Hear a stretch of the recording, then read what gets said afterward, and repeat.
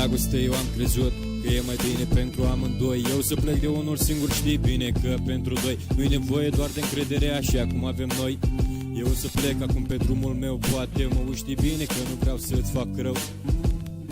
Tu ești acel înger care a venit de nicăieri. Știu că ți-e greu să crezi, dar adu-ți aminte ieri când ne-am certat orice s-a întâmplat. Noi ne-am gândit că e mai bine așa, să lăsăm totul deoparte, pentru că e distanța asta mare între noi. Și chiar dacă ne iubim, ne facem rău la amândoi.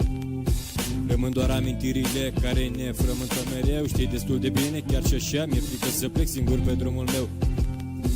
Mă uit doar la o poză mai veche, îmi aduc aminte, atunci eram o pereche. Ne strângeam în brațe și ne sărutam. Acum văd că vorbim cam rar și o facem online. Ce mai pot să cred când te văd cu altcineva? Ce mai pot să fac chiar și între distanța, dragostea mea?